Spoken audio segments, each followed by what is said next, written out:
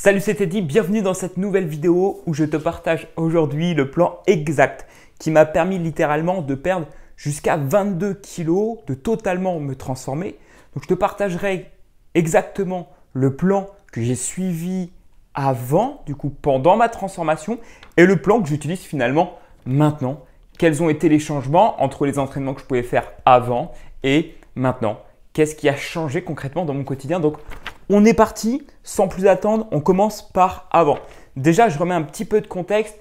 Quand j'ai commencé à vouloir me mettre à perdre du poids, il faut savoir que je n'avais aucune connaissance. Je ne savais même pas faire de sport à proprement parler, bien qu'à l'école par le passé, j'avais fait bien sûr quelques séances de sport. Mais entre nous, je détestais ça, je détestais courir et en fait, mes bases étaient ridicules. J'avais strictement aucun cardio. Parce que moi, en fait, mon quotidien, c'était un cercle vicieux où j'étais plongé dans des mauvaises habitudes.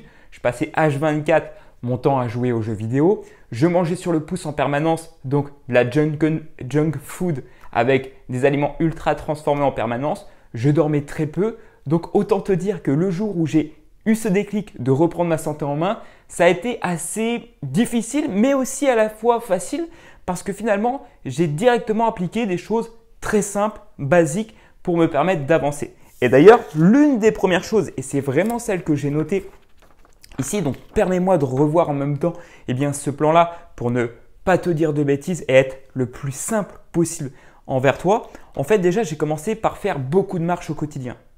On sous-estime vraiment ça pour perdre du poids, mais la marche quotidienne brûle énormément de calories et c'est la chose la plus simple et évidente à faire. On pourrait même mettre en parallèle par exemple du vélo qui reste également assez simple et encore ça dépend parce que le vélo quand il y a une montée ça commence à être difficile alors que si tu es à pied tu as juste ton poids à porter dans cette montée là et ça devient beaucoup plus simple pour perdre du poids. Et en l'occurrence moi j'ai commencé par marcher tous les jours à mes débuts lorsque je cherchais à perdre du poids et ça a été vraiment game changer pour moi parce que finalement de base j'avais pas de cardio donc ça m'a permis petit à petit de réaugmenter mes capacités cardiovasculaires et finalement ça m'a même aidé à brûler pas mal de calories et commencer à perdre du poids. Donc personnellement, moi je marchais tous les jours à ce moment-là. C'était vrai que j'avais un quotidien plutôt chargé, une plage horaire sur laquelle je ne pouvais pas en fait marcher 1 heure et demie, voire 2 heures d'un seul coup pour faire 10 000 pas et plus. Et donc j'ai eu la chance de me dire ok, comment je peux m'organiser? Et finalement en fait, je marchais un petit peu le matin et après surtout beaucoup le soir. Dès que je rentrais du boulot et tout, je me mettais à aller marcher. Et au total, en fait, l'objectif, c'était de pouvoir marcher 10 000 pas minimum par jour. Et franchement, c'est le strict minimum parce que marcher 10 000 pas, si tu as un rythme assez soutenu en termes de marche aux environs des 6 km/h, entre nous, ça fait seulement 1 heure de marche. Si tu as seulement ça en termes d'activité physique tous les jours, alors c'est déjà bien, mais c'est quand même très peu. Okay? Donc si tu as un job, un emploi ou autre, qui te permet de bouger tous les jours pas mal et de faire beaucoup de pas, c'est super. En revanche, si tu es vraiment avec une activité sédentaire, que tu travailles dans un bureau ou que tu es étudiant actuellement, peu importe, eh bien, je t'encourage vraiment à te challenger de bouger tous les jours hors des séances d'entraînement que tu peux avoir déjà prévues pour aller chercher les 10 000, 15 000 pas parce que crois-moi que ça ferait une nette différence. Je le remarque dans tous les élèves que j'accompagne, ceux qui marchent le plus, bizarrement, c'est ceux qui ont le plus de résultats. Donc des fois, plutôt que de scroller et passer du temps à brasser du vent, eh bien concentre-toi encore plus sur tes objectifs et va bouger. Okay? Si tu n'as pas l'énergie nécessaire ni la motivation de faire des grosses séances de sport tous les jours, ça peut être aussi contre-productif, eh bien va marcher. Crois-moi, pour moi ça a marché, ça m'a permis de perdre plus de 22 kilos en 16 semaines. Alors mets en place vraiment cette marche quotidienne, traque au quotidien tes pas et cherche à t'améliorer jour après jour. Parce qu'effectivement, si actuellement tu es totalement sédentaire, que tu bouges que très peu, que tu es en situation d'obésité extrême, je vais te dire, aller faire 10 000 pas directement, ça va être peut-être complexe. En revanche, tu peux commencer à 3 000, tu augmentes à 4 000, à 5 000, à 6 000 et tu fais comme ça progressivement et c'est la meilleure chose que tu puisses faire pour atteindre tes objectifs. Ensuite, qu'est-ce que j'ai fait concrètement? Eh bien, vu que je marchais de mieux en mieux, eh bien, je me suis dit, en fait, pourquoi pas courir? C'est vrai que courir pour moi, c'était chose inconcevable parce que j'avais pas de cardio. En plus, quand tu es gros, c'est difficile de courir. Tu te dis même comment c'est possible de courir. Bon, entre nous, je courais pas trop parce qu'en fait, j'étais aux alentours de 7-8 km/h. Et 8 km/h, c'est tout juste le début de la course. Okay? Donc, ce que j'ai fait, c'est que je ne pouvais pas courir 15, 20, 30 minutes d'un seul coup avant. Ce que j'ai fait du coup, c'est alterner marche et course. Donc, je marchais 2-3 minutes, je courais 2-3 minutes. Dès que je voyais que je commençais à réduire vraiment en énergie, que ça commençait à être difficile, eh bien, je ralentissais, je reprenais la marche. Et ça pendant 15, 20, 30 minutes. J'ai fait ça progressivement, 2 à 3 fois par semaine. Ça a été amplement suffisant en parallèle de la marche et ça m'a aidé à améliorer mes capacités cardiovasculaires. Je me sentais moins essoufflé déjà en marchant. Je dormais en plus beaucoup mieux la nuit. Et donc finalement, tu peux toi aussi réaliser ça si tu cherches vraiment à courir, à faire une activité où il faut te dépenser. Crois-moi, il n'y a pas meilleure activité que la marche et la course à pied pour brûler énormément de calories en peu de temps. Donc oui, je peux comprendre que ça peut être difficile, challengeant et même inconcevable au début de se dire « je vais réussir à courir ou pas ?» Mais en tout cas, si tu le mets en place dès maintenant, ça va être royal pour toi. Ok, donc moi, la course à pied, je l'ai fait progressivement. J'avais un niveau très nul au début. Et en revanche, je me suis dit « ok, je vais prendre le temps, je vais y aller progressivement ». J'ai commencé par marche et course. J'ai fait un peu plus de courses après. Et après, j'ai fait un petit peu de fractionné, etc. dans toute cette affaire. Ok. Derrière, après, j'ai rajouté toujours dans cet objectif de progressivité, tu vois, marche, course à pied, j'ai rajouté du travail au poids du corps. Donc, j'ai commencé à faire des pompes, à faire des squats, à faire tout un petit tas d'activités à la maison depuis mon domicile quand je rentrais chez moi le soir. Alors, des fois, c'était des petites séances de 10, 15, 20 minutes. Mais en fait, c'est ça l'objectif. C'est que tu puisses bouger.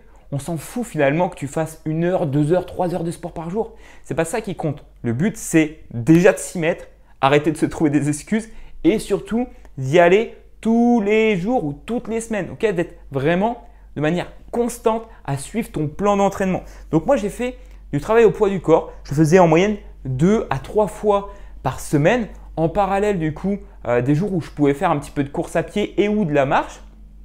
Et donc, en commençant basiquement chez moi, j'ai réussi à brûler des calories supplémentaires, à bouger plus mon corps et du coup, ça a augmenté progressivement mon niveau de confiance en moi aussi. Ça, c'est le gros avantage de perdre du poids et de se remettre en forme grâce à une activité comme la musculation, le travail au poids du corps, la course à pied. C'est que tu vas booster ta confiance en toi et tu vas également perdre du poids en même temps. Donc, c'est juste royal. C'est vraiment le combo parfait pour vraiment avoir des résultats qui soient durables. Derrière, ce que j'ai fait, c'est que vu que j'adorais travailler au poids du corps avec des pompes, des squats et tout, en fait, je me suis dit, pourquoi pas créer un petit home gym chez moi? Et ça, c'est ce que je t'invite à faire dès maintenant. Si ce n'est pas le cas, si tu n'as pas un petit peu de matériel chez toi, je t'invite à commencer à investir dès maintenant. Moi, je me suis créé un petit home gym. Finalement, c'était comme ma salle de sport, mais directement chez moi. Et quand tu as tout chez toi, ça te donne l'envie de faire. Et quand tu commences par des petites séances, tu te dis, c'est des petites séances, c'est chez moi, alors why not? J'y vais, je le fais, c'est fait, je suis tranquille, je n'ai pas besoin d'attendre à la machine quand je suis à la salle de sport ou je ne connais pas tous les exercices, je vais avoir honte. Tu vois, ça enlève toutes ces barrières qui sont à l'entrée et finalement, c'est beaucoup plus simple pour toi aussi. Donc, j'ai investi dans des haltères, dans des barres, dans des tapis, progressivement dans des bancs aussi. J'ai acheté des charges, c'est des poids à mettre sur les barres et en fait, j'avais constitué un petit home gym. Alors oui, entre nous, ça nécessite un investissement. Mais le prix d'une salle de sport, finalement, à l'année, c'est l'investissement que tu peux commencer à faire pour que tout ça soit chez toi et que ça soit durable. Parce qu'en fait, quand tu achètes de la fonte, donc du matériel de sport, si tu ne prends pas de la merde entre nous, ça tient longtemps, tu vois. Et donc, en l'espace d'1 an, ça peut être déjà rentabilisé 2 ans. Et donc, ça, tu peux le garder à vie. Tu peux me le transmettre et le donner à d'autres personnes par la suite si tu en as envie. Et tu peux même le revendre parce que vraiment, le matériel de sport, ça descend très peu en termes de prix. C'est-à-dire que de la fonte, donc les charges et tout, ça ne descend pas en termes de prix. C'est toujours aussi cher entre nous. Et quand il faut passer à la caisse pour acheter ça, crois-moi qu'il faut sortir un bon billet. Donc tu vois, finalement, moi j'ai fait de la marche, puis de la course à pied avec de la marche, puis du travail au poids du corps et de la musculation 2 à 3 fois par semaine avec des séances très simples, full body, où en fait je travaillais l'ensemble du corps sur toutes mes séances. Ça me permettait de progresser alors que j'avais très peu d'expérience et c'était bien mieux pour moi à ce moment-là. Et bien sûr, en parallèle, parce qu'il ne fait aucun doute que suivre juste un plan d'entraînement et faire du sport toutes les semaines, ce n'est pas ça qui va véritablement te faire perdre du poids. Ok? Si à côté de ça, tu manges n'importe quoi, que tu dors très peu, que tu es entouré de personnes qui sont ultra négatives ou qui sont elles-mêmes en surpoids, en état d'obésité, ça ne t'aide pas, tu vois, à obtenir le meilleur de toi-même et le plus de résultats possible. Et donc, quand on veut perdre du poids de manière durable et obtenir vraiment des résultats qui soient conséquents, perdre 10, 20, 30, 40 kilos et plus, il faut vraiment prendre en compte que l'activité physique, elle est hyper importante et nécessaire, mais il faut aussi comprendre que si tu n'as pas cette part alimentaire où tu commences vraiment à vérifier ce que tu manges, à améliorer ce que tu manges, obtenir dans ton assiette plus d'aliments bruts que ultra transformés, tu n'obtiendras pas les résultats que tu veux. Comprends que c'est un puzzle assez complexe la perte de poids et tu as besoin de remettre dans les bonnes cases les bonnes informations pour que tu puisses perdre du poids sans trop te prendre la tête et que ça soit ultra sain et bénéfique pour toi. Donc, alimentation, sommeil, tu dois dormir mieux, plus longtemps, 6, 8 heures par jour, par nuit bien sûr. Et si tu n'as pas la possibilité de dormir autant de temps, ajoute des siestes dans ton quotidien, fais des travaux de respiration, mais tu dois vraiment récupérer. Ton corps, il en a absolument besoin. Et bien sûr, dernière chose de ce qui me permettait vraiment d'obtenir des résultats conséquents avant, c'était que j'avais un plan précis. C'est-à-dire que je ne suis pas parti à l'aveugle en mode « Oh, bah, je vais marcher un petit peu, oh, je vais… » Oui, au début, j'ai fait comme ça. Je me suis dit « Bon, bah, je vais marcher tous les jours. » Mais après, en fait, vu que j'étais sérieux dans cette démarche-là, je voulais absolument réussir, je voulais mettre toutes les chances de mon côté. Je ne pouvais pas juste me baser sur l'idée « Oh, bah tiens, je pense que je vais faire comme ça. » Non, ça ne marche pas comme ça. Hein. Tu t'en rends compte, ceux qui ont le plus de résultats sont des personnes qui sont sérieuses et rigoureuses dans leur plan. Ils le suivent à la lettre, du moins, ils le suivent le plus près possible, ils optimisent s'il le faut. Mais en fait, si tu veux perdre du poids durablement et que tu n'as aucun plan, c'est une certitude que tu vas foncer droit dans le mur. Parce qu'à un moment donné, tu vas avancer, tu vas faire ce qu'il y a à faire, mais vu que tu vas peut-être pas avoir les résultats que tu désires directement, bah, tu vas dire « Ah, mais en fait, ce que je fais, c'est nul ». Tu vas descendre et flinguer ta confiance en toi et c'est là que du coup, tu te mets en situation d'échec. Alors que quand tu as un plan étape par étape qui te conduit directement vers tes objectifs, eh bien même si tu n'obtiens pas directement les résultats que tu veux, vu que tu as un plan qui te conduit là où tu veux vraiment au final, c'est beaucoup plus simple de s'y tenir et surtout d'avoir de la clarté. Parce que ce qui freine les personnes dans leur élan et dans leur quête de réussite, c'est le fait de ne pas avoir assez de clarté sur les actions qu'ils doivent entreprendre, sur quoi concrètement ils doivent se concentrer pour perdre du poids, qu'est-ce qu'ils doivent concrètement ajouter dans leur assiette, c'est quoi les aliments à manger qui sont les plus optimaux pour améliorer sa santé dans la globalité, etc. etc. Donc tu comprends qu'avant, si j'ai perdu au total plus de 20 kilos, c'est parce que je n'avais pas forcément beaucoup de hasard. J'aime pas laisser la place au hasard parce que du coup, c'est comme si je donnais les clés de ma vie à quelqu'un d'autre. Si tu donnes les clés de ta vie à quelqu'un d'autre, de ta santé, c'est une certitude que tu ne vas pas arriver là où tu veux. Okay? Donc, fais-toi confiance, fais les choses beaucoup plus sérieusement et tu verras que tu obtiendras le plus de résultats possible. Surtout si ton objectif, c'est d'être vers cette quête de perdre du poids durablement, de perdre 5, 10, 15, 20, plus peu importe, d'améliorer ton bien-être et de te créer vraiment une vie qui t'inspire. Moi, c'est ce que je t'invite vraiment à faire parce que tu le mérites sincèrement. Maintenant, revenons au plan. Parce qu'on a parlé de avant concrètement. Maintenant, si on revient à maintenant, parce que c'est vrai que, je vais être sincère avec toi, il n'y a pas grand-chose qui a changé. Mon quotidien a changé. Je voyage plus, ça c'est sûr. Maintenant, au niveau de mes plans d'entraînement, qu'est-ce qui s'est passé concrètement? Déjà, il faut savoir que je m'entraîne plus qu'avant. C'est bizarre, mais au début, je n'aimais pas forcément faire de sport. Et aujourd'hui, je viens m'entraîner en moyenne 6 fois par semaine. 6 jours sur 7, je fais du sport. Alors, dans mon quotidien, il y a toujours la marche. Il y a toujours le fait d'apprendre de nouvelles choses pour pouvoir progresser dans ces domaines en particulier. Est-ce que je cherche à perdre du poids en ce moment? Non, mais il y a encore quelques semaines de ça, j'ai perdu un petit peu de poids. Je voulais sécher un petit peu plus pour me sentir plus aligné avec mes objectifs du moment. Eh bien, figure-toi qu'en ce moment, mon plan d'entraînement il est très simple. Je fais 3 séances de course à pied par semaine où certaines séances, c'est de l'allure légère. Certaines séances, c'est des sorties fractionnées. Certaines séances, c'est bien des fois des défis où je dois réaliser des chronos sur 5 km, etc. Donc, au niveau course à pied, il n'y a pas grand-chose qui a changé. Je me suis juste beaucoup amélioré. J'ai explosé effectivement la vitesse à laquelle je cours. J'ai une meilleure allure. Mais ça, c'est logique. Ça fait des années que je m'entraîne régulièrement. Donc, il n'y a pas de magie, tu vois. Il n'y a pas de hasard dans les résultats que je peux avoir. Et encore, il y a des personnes qui ont bien plus de résultats que moi Et ces personnes, si elles les ont, c'est parce qu'elles se sont donné les moyens aussi de réussir et c'est tout bénéf pour eux. Je les encourage également dans cette démarche parce que je sais bien que ça demande beaucoup d'efforts. Je fais toujours de la musculation. Je suis toujours sur 3 à 4 séances. À un moment donné, je faisais beaucoup plus de séances de musculation que de course à pied. Mais en fait, la course à pied, ça déclenche chez moi quelque chose d'incroyable. Si tu ne cours pas encore, tu le verras le jour où tu le feras. Mais vraiment, la course à pied, c'est assez révélateur parce que tu es en extérieur, tu peux profiter de la vie, tu es déconnecté en fait de tout le bruit et les tracas quotidiens. Ça descend vraiment littéralement tout ce que je peux avoir en termes de stress et d'anxiété. C'est pour ça que j'ai remis beaucoup de courses à pied alors que sur un format précédent, j'étais genre sur 5 à 6 séances de musculation et je mettais presque plus de cardio. Je gardais juste ma marche quotidienne et des échauffements en musculation au départ. Donc là, je suis parti sur un format où je fais 3 runs en moyenne par semaine plus 3 séances de musculation full body. Pour savoir, si tu veux savoir vraiment ce que je mets en termes d'exercice dans mes séances full body, n'hésite pas à me le dire dans les commentaires. Écris-moi, c'est quoi, Teddy, les exercices que tu mets dans ta séance full body et je te ferai peut-être une vidéo à ce sujet-là si c'est quelque chose qui t'intéresse. Ok? Et derrière, j'ai ajouté d'autres choses aussi maintenant parce que en fait, l'objectif dans un quotidien où tu cherches à améliorer ta santé, c'est surtout les habitudes qui comptent. C'est ce que tu vas être en capacité de répéter jour après jour, semaine après semaine, mois après mois. Et du coup, j'ai gardé bien sûr cette base-là, mais j'ai ajouté à ça de la méditation, c'est-à-dire que tous les jours, je médite en moyenne 13 minutes. Il y a plein de sons exprès qui sont disponibles sur Spotify, sur YouTube, que tu peux regarder, des vidéos qui sont très simples, très intuitives, où tu es guidé. Et en fait, ce côté méditation me permet de faire calme plat en fait sur des moments de ma journée clés. Typiquement, en fin de matinée, juste après que j'ai mangé, généralement, j'aime bien faire une petite méditation.